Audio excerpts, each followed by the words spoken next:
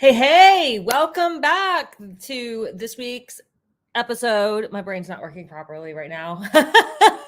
Edition episode. I don't know. I have no idea what word was going to come out of my mouth of Fat Lot Secrets, the podcast. I am your host. My name is Angela Derrick. I am the founder of Fit Life Coaching.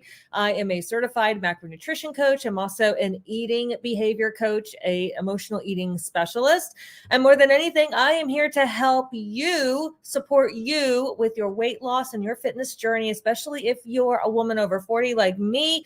I'm here to help support you and help you get the tips and the strategies and all the things that you need to get into the best shape of your life. And today's episode is actually a question that came up in my private Facebook group, which you're always welcome to join, totally free. By the way, I will put the link to that in the show notes today, just in case it's another resource that you can be able to enjoy. But today's podcast is all about the best mix of workouts and how to know what you should be doing, how you should be working out, how some of these things fit together, or what's the best type of workout for you to be doing in order for you to be able to maximize your progress and hit your goals. And I know, a lot of times people talk about diet and eating when it comes to weight loss, in particular, and fitness and toning up and stuff like that. But the movement part is important. I kind of like to think of it in terms of like 80% of your results in the gym is going to be your diet and your nutrition, because that's what you're really doing kind of 24/7. How you feed your body is going to impact your entire day, your entire life, your entire night. But also that hour that you spend in the gym, or the half hour that you spend exercise, or whatever time that you spend moving, that's also going to be significant, and that's going to play a role in supporting the nutrition and also in investing and supporting the body that you ultimately want to have. And I know that it can be really confusing to figure out, well, what kind of workout is best. There are those that you see at the gym, and there's a great number of people that I talk to that it's all about the cardio, right? You're constantly thinking about, I got to burn calories. I got to spend an hour on the elliptical. I got to spend an hour on the treadmill. And their first notion is to go into cardio, like do the cardio thing. But then maybe you've heard about strength training, and maybe strength training feels a little intimidating, because when you think about lifting weights or strength training, you just see those really mannish looking women on the competition stage, and you're afraid of getting bulky, and you're not really sure, like, I'm afraid of getting hurt. Like, I don't really know what to do with these things called weights, right? Or maybe you prefer strength training and you don't really know what to do with the cardio piece. Well, that's what I want to be able to help break down for you. Because the truth is, there is really no such thing as the perfect or the best workout. That all depends on your goal. First of all, what you want to accomplish. It depends upon your age as well, because, there are certain things that maybe you might not be able to do, or you might want to steer clear of or stay away from, depending upon injuries or how old you are, or what type of liability they might be for you. For instance, my husband a couple years ago blew out his patella tendon. Basketball is not something he will ever be doing again, more than likely, and he's over 40. So, there might be certain things that if you're over 60, or if you're over 80 or over 50, you might be like, I don't know if I want to be squatting a whole lot right now. I don't know if I want to be doing burpees, So that is going to factor in. Also, your lifestyle is going to factor in to what workout is best for you. Your current health, your current state of conditioning, medical conditions that you have that you might need to be managing. And then last but certainly not least, what types of exercise do you enjoy, and how much time are you willing to spend? These are all factors that when someone comes to me and we're working one-on-one coaching and they're like, well, how should I be working out? That's kind of the playing field the prism that I'm looking through, are all these different things. The goal, like your stats, your age, lifestyle, current health and conditioning, what do you enjoy? And then what are you willing to do? How much time are you willing to spend on this? Are you a gym rat? Do you want to spend 3 hours a day in the gym? Some people do. I mean, I'm one of those people. I love being in the gym, but I will say that we usually are outnumbered. Usually the majority of people I talk to, maybe an hour max, and that's all they can really find. So we've got to kind of be able to make something work depending upon your life. Because here's the thing, I could give you like the perfect workout and say you need to be in the gym for 3 hours lifting weights. But if you hate lifting weights, you don't have 3 hours, and you're intimidated by it, the chances of you actually showing up every day to do it are going to be next to nothing. And you might hate every minute of it, and that's not going to stick. So it really, really kind of comes back to who you are, what you like to do, what your goal is, and how do we find the intersection between all these pieces of you so that we can find something that best fits. And so because there isn't like a right size fits all kind of answer for what workout is best, what I want to do is I want to start with some guiding principles that I use to help my clients narrow it down and figure out what options are out there. Because the truth is, workouts to me are just tools. We have a lot of different options. We have a lot of different tools, and we're just pulling out the tools from the toolkit to be able to craft and put together something that's going to work best for you right now. And those things can change. You can always start off in one place and then be like, well, I kind of want to explore more strength training, or I want to explore more yoga, or I want to explore more, insert fill in the blank of whatever might catch your attention. And we need to have room to evolve and to be able to play and experience new things, because that's actually going to benefit our body. When you get stuck doing the same thing in the same rut all the time, your body is not going to be challenged, and it's not going to grow. And the only way your body is going to grow, whether it's, your physical fitness, whether it's being able to grow muscles, whether it's being able to lean out and do new things and achieve new achievements and things like that. The only way you're really able to grow is if you try new things, do new things, and push through some of those old limitations, those old boundaries. So to me, anything that is fun and any new things to explore are all things that would potentially be on the table for you to be able to experience and change. And so these guidelines, these principles that I use, they'll always be there. But within those principles, there are so many places where you can be able to just kind of have fun and explore and see what works best for you, see what you enjoy the most. And what I enjoy may not be something you like, but there might be something else that you absolutely love that may not be my thing, but they can all work together for you to be able to build the body of your dreams and be in the level of fitness and shape and reach your goals that you would like to have. So number one, the most important principle that I use as a guide to decide what kind of a workout structure do we need to start to create is maximizing muscle. Muscle is the number one thing that you need to think about when you're thinking about any sort of fitness, fat loss, toning, anything that has to do with your fitness, your body, what it looks like, even your functionality. It always comes back to muscle.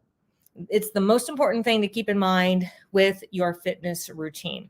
And if you're one of those people where you don't really like to strength train, or you've never really strength trained, or it's never been kind of on your radar, and most of the time when you go to the gym, you're on a treadmill walking, or you're kind of doing more low impact cardio type stuff, here's the case that I'm going to make for starting to prioritize building and strengthening your muscle, no matter what your age is. Okay.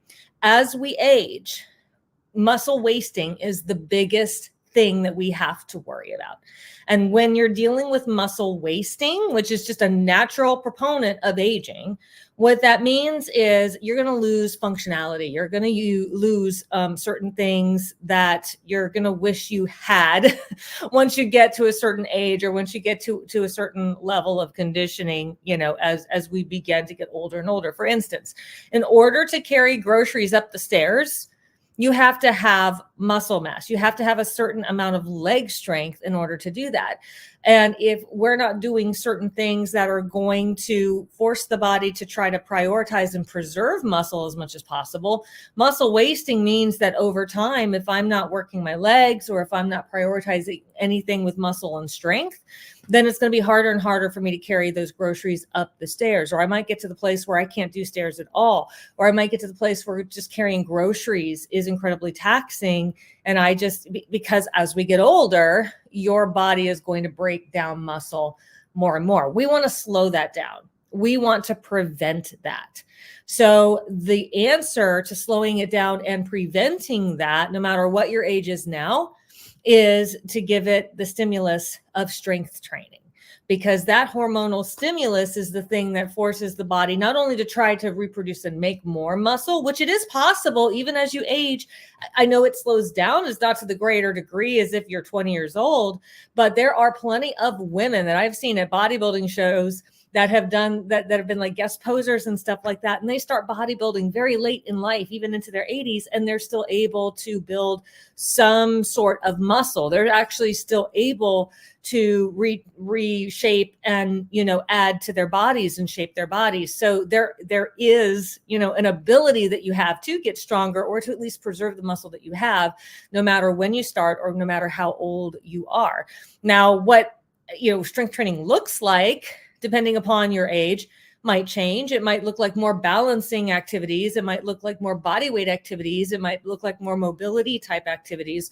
But the point is, it's never too late to start strength training, because that's the number one thing that's going to keep you mobile, functional, and active as you go into your later years. We're all going to age. We're all going to end up, 80, 90, 100. I plan to live to 120 personally. I feel like that's what the Bible promises me. So that's my plan. So I got to preserve muscle for a little while. So that's, to me now, as a 43-year-old, the biggest thing that's important to me is, at this age, it's harder and harder. My body is starting to transition away from being able to really maximize protein synthesis. Around 40 is when women in particular have a harder time synthesizing protein and building muscle. So I'm trying to take advantage of that as much as possible while I still can, to set myself up for 50, 60, 70, 80, 90, and then preserve as much as I can throughout those years, so that I don't lose any mobility. So I don't lose the ability to climb stairs, run around after my grandkids, get out of a car, squat down to pick something up. Like, all of those things are very important to me. And that's what strength training is going to be able to do. Okay, so that's like my case for, if you've never considered it and you don't see the need, and cardio is the big thing that you think is going to keep you fit, your heart health is not going to be the thing that gets you up the stairs. You're not winded because your heart is out of condition necessarily going up the stairs. You're winded because your muscles are being taxed, and it puts a greater stress on your heart because your muscles aren't strong. The stronger your muscles are, the less hard your heart has to work in order to move you up those stairs. So I want you to think of it in terms of that. Now, also, when it comes to weight training, like, if we're not thinking about aging, you're like, okay, I get that. One day that'll help me out, but I'm concerned about where I'm at right now. Strength training will help you with a myriad of health conditions. If you're diabetic or pre-diabetic, strength training is going to balance out your blood sugar levels. It's going to help you drain that bucket. It's going to help you hormonally.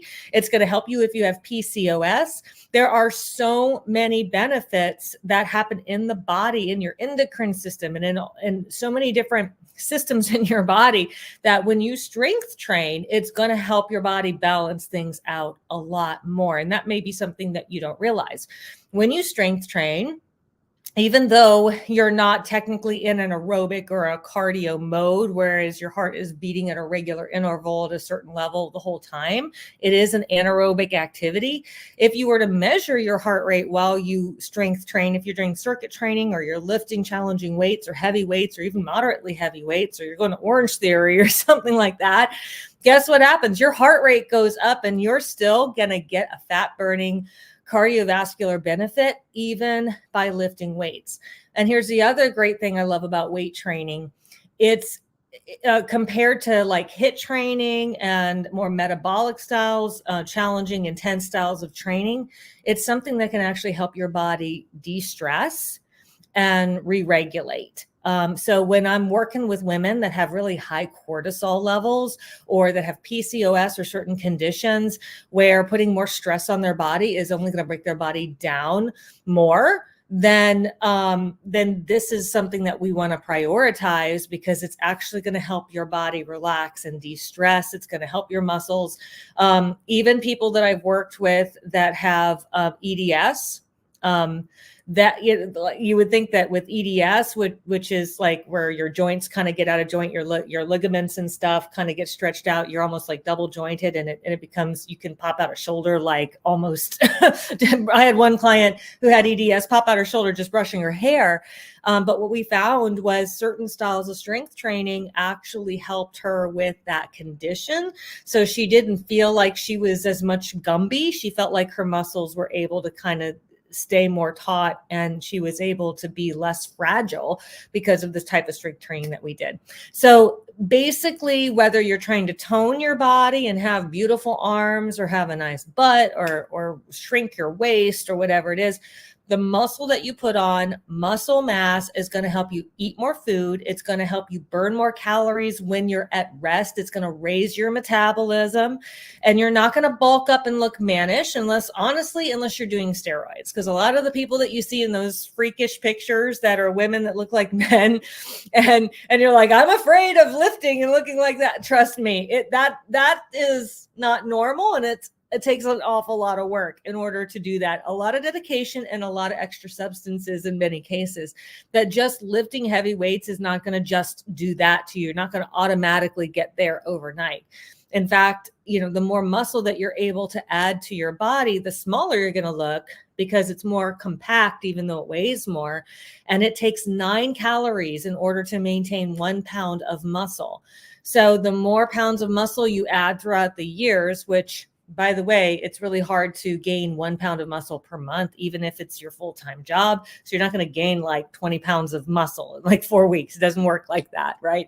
It takes a lot of work to build that muscle. But when you're building it over the course of multiple years, then what you're doing is not only are you seeing like these beautiful things on your arms and on your abs and on your legs that we call tone, that look great when you're in a dress or in heels or in shorts, right?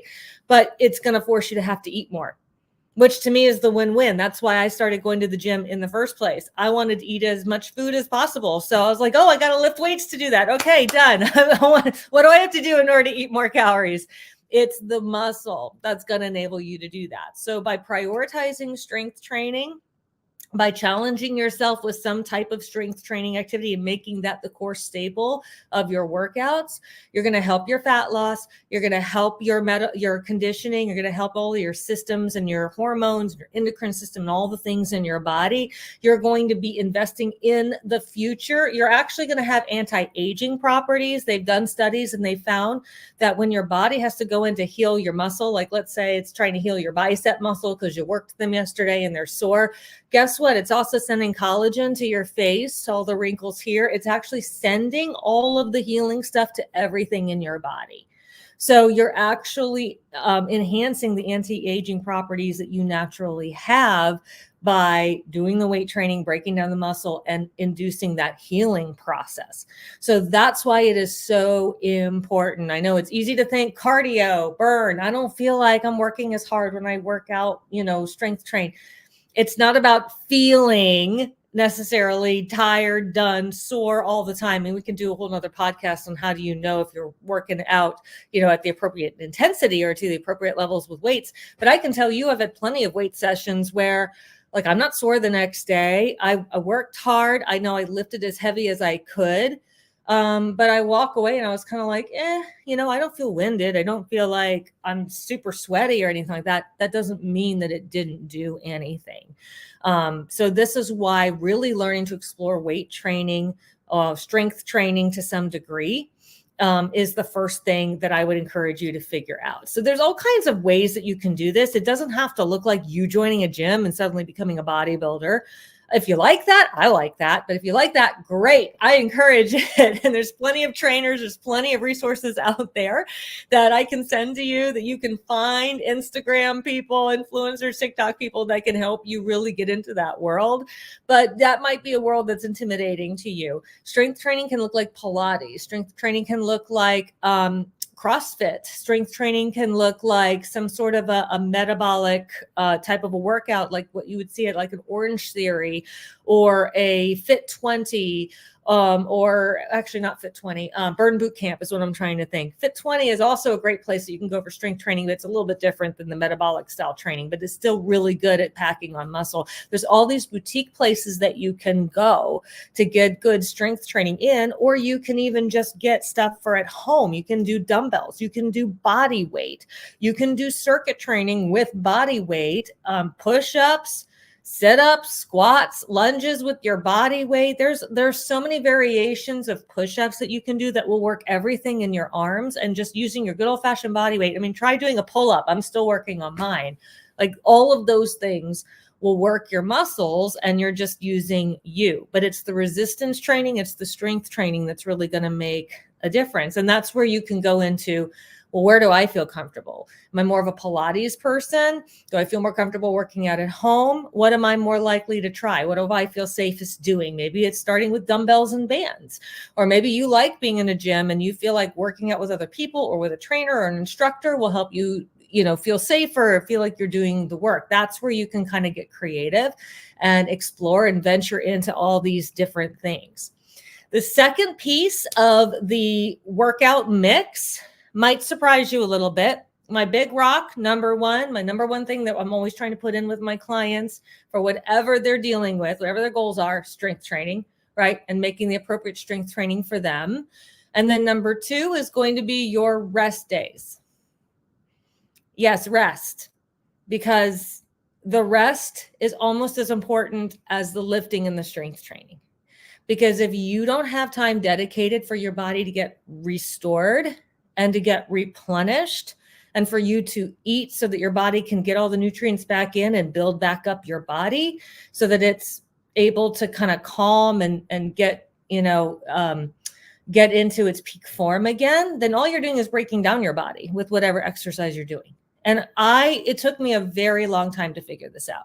I was one of those people that it felt good to work out, and I just felt like I had to work out all the time. I was going to the gym like 3 times a day at one point, like 6 to 7 days a week. I just felt weird if I wasn't in the gym. I felt like I wasn't doing something. I felt like I wasn't productive. I felt like I needed to be constantly toning something, but that's not actually a thing.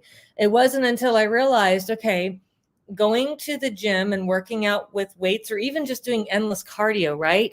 That's equivalent to me going out into my backyard and I dig a hole. Okay. And I dig a really big hole, because that's what you're doing when you're exercising, is you're tearing the muscle fiber. That's the idea, is we're challenging the muscle fiber. It starts to tear once it gets challenged to a certain level. It's why you get sore. And then I'm supposed to eat to fill that hole back in. And the idea is we make a bigger mound on top of it so that it's harder to dig that hole next time. Except I never rest and eat. I just keep digging a hole and going to the gym and digging a hole, and it never gets filled back in. I just keep digging a hole. Well, eventually my body's going to be like Swiss cheese. I'm just going to keep perpetually injuring myself without actually replenishing or doing the thing that makes me stronger. See, the whole purpose of exercise, particularly strength training, to tone up, is you break your muscle down so that you can then rest and allow your body to go through its healing process so that it builds it back up. But this time it builds it back with a little extra to reinforce it, to make sure it's stronger. It's like you tearing down a wall so that the people can come back and reinforce it and make it stronger. So the next time you do that again to the wall, it won't go down again. That's kind of the idea with the muscle. But if you're not actually spending the time letting your body heal, which is what the whole thing is designed to do, then you're actually working against yourself. You're not doing anything to help yourself. And that's what I think a lot of people kind of take for granted. So you want to set up your strength training days. And then you want to make sure that you are setting ample time for you to rest and for you to heal and for you to eat. This is why eating is important. If you're not eating and you're over exercising, you're stressing out the body and you're injuring it. You're not helping it heal and getting replenished and building itself back up. That is just as important. And then the last thing to me is when you fill in the cardio. The cardio is going to kind of fill in the gaps dependent upon your goals. So if you're somebody who wants to run marathons, there's going to be a lot more cardio in there. We're going to have to figure out the strength days, but we're going to have to let it be a good balance with your running days and have it work in tandem with your running goals. If you just want to lose weight and tone up and lose fat, right? Well, then we want to prioritize the strength training. And then we want to kind of have the cardio supplement and complement the strength training, because the strength training is going to do the majority of the work for getting your metabolism up and helping you enable yourself to burn fat more throughout the day. When you're doing cardio, yes, you're burning calories when you're doing cardio, but you're not necessarily like only burning fat at that point. Cardio can help you burn extra calories, which over the course of your day is going to result possibly in more fat loss. But cardio is one of those things where it's going to depend upon what you're trying to accomplish, what your goal is, and how much time you have, lifestyle, what you enjoy. That's where we go back to, what do you enjoy doing? If you don't like running, you don't have to run. Walking is a great way to de-stress and kind of detox your body. And so if we're looking at, well, you're going to weight train for these goals, now let's add some walking in so that you can limit your stress, so that we can get a little bit of cardio, but do it in such a way where you're still able to replenish and heal and you're not stressing out your body. That's where we want to make sure that the cardio is supplementing your major goal. It's going to kind of fill in depending upon what you're trying to do. And you want to take health conditions into consideration, physical limitations, age, time, things like that. Once again, going back to health condition example, if you're a diabetic, a type 2 diabetic, you're going to benefit a lot from doing some HIIT cardio. But you're also going to benefit from doing some, long walks, some steady state cardio as well. But the weight training is going to be the most important. So we would want to set something up where we have the weight training in place, supplement with a little bit of HIIT training, and then maybe have some places where you can go on walks and de-stress, right? If you're somebody who has cortisol issues, we do not want you doing lots of HIIT training. That's going to be the worst thing that you could possibly do for yourself, right? So it's going to be kind of dependent upon your goal and your health conditions and also the time you have. If you're a busy mom that has like zero time and you're constantly running around with your kids, we don't have time for 2-hour walks or an hour on the elliptical, right?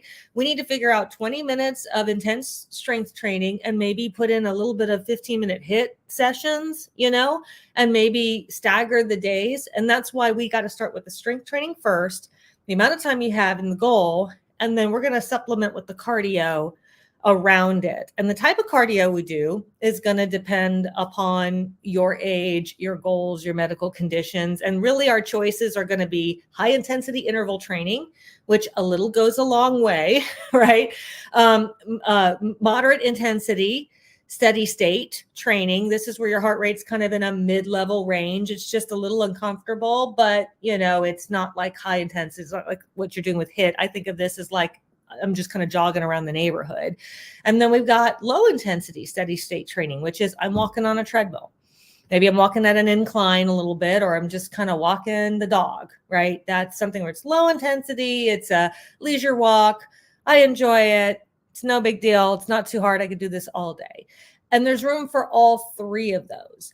But once again, it depends on your time, your goals, and it's something that we want to kind of fill in the gaps with your strength training, because we want your strength training to do the heavy lifting when it comes to the best split for what you're trying to accomplish in your workouts. So once again, just to kind of recap before it gets too long, I'm probably repeating myself at this point. The number one thing to think about with the best mix of workouts is your muscle preservation, muscle building. It all starts with the muscle. Even if you're an endurance athlete, even if you're a cyclist, marathon runner, all those things, if you don't have muscle, you're not going to run fast. If you don't have muscle, you're not going to have endurance. So it is prioritizing muscle. We just got to prioritize it in the right way. So we got to think about how are we going to strengthen and increase the muscle and preserve it so that you can do all the things you do with your endurance training. Second is rest. We need rest days. We got to figure that out. We got to prioritize them because that's the other half to the muscle building and preservation. And then we're going to supplement with the cardio, depending upon the goals, depending upon health factors, depending upon what you're going to try to do, and either balance it with the weight training or supplement it or kind of have it complement the weight training in some way, shape, or form. I hope this has been helpful for you, or at least kind of gotten your brain started in terms of if you're trying to build something from the ground up, where do you start, or what's a formula, or how do you kind of triage it? And if you need any help, or if you've got questions, or you're curious, or even if you just want to book a free one-on-one accelerate your fat loss strategy call, we can talk about the best workouts for you and your goals free by hopping on a call together, and we can kind of talk it through. Links for all of those things, you can find it at my website, but I'm also leaving the links in the show notes. Just go ahead and check it out and feel free to reach out to me with any questions. Thanks for hanging out. Hope this has been helpful and supportive for you today. Until next time.